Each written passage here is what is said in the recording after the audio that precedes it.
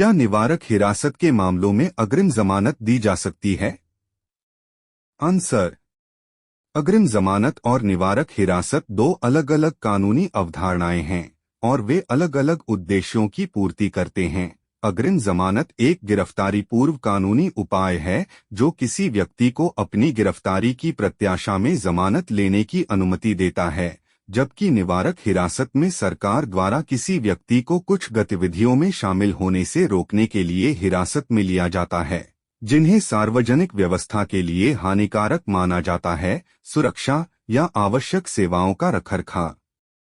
सामान्य तौर पर निवारक हिरासत के मामलों में अग्रिम जमानत की उपलब्धता जटिल हो सकती है और क्षेत्राधिकार और देश के विशिष्ट कानूनों के आधार पर भिन्न हो सकती है। कई कानूनी प्रणालियों में अग्रिम जमानत देना निवारक हिरासत आदेशों पर लागू नहीं हो सकता है, क्योंकि इन दोनों अवधारणाओं को नियंत्रित करने वाले उद्देश्य और कानूनी सिद्धांत अलग अलग हैं।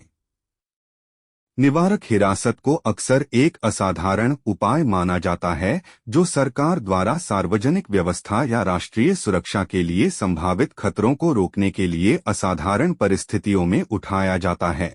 सरकार आम तौर पर यह कहकर निवारक हिरासत को उचित ठहराती है कि व्यक्ति एक जोखिम पैदा करता है जिसे गिरफ्तारी और अभियोजन जैसी नियमित कानूनी प्रक्रियाओं के माध्यम से प्रभावी ढंग से प्रबंधित नहीं किया जा सकता है।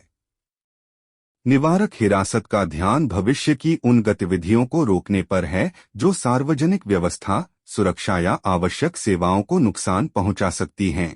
दूसरी ओर अग्रिम जमानत व्यक्तियों को पहले से ही किए गए अपराधों के लिए अनुचित या मनमानी गिरफ्तारी के खिलाफ सुरक्षा प्रदान करने पर केंद्रित है। कुछ न्यायालयों में कानून स्पष्ट रूप से निवारक हिरासत के मामलों में अग्रिम जमानत की प्रयोज्यता को बाहर कर सकते हैं। ऐसे मामलों में निवारक हिरासत के अधीन व्यक्तियों के पास रिट याचिकाओं या बंदी प्रत्यक्षीकरण याचिकाओं के माध्यम से अपनी हिरासत को चुनौती देने के लिए अलग अलग कानूनी रास्ते हो सकते हैं, जो हिरासत आदेश की वैधता की न्यायिक समीक्षा की मांग करते हैं।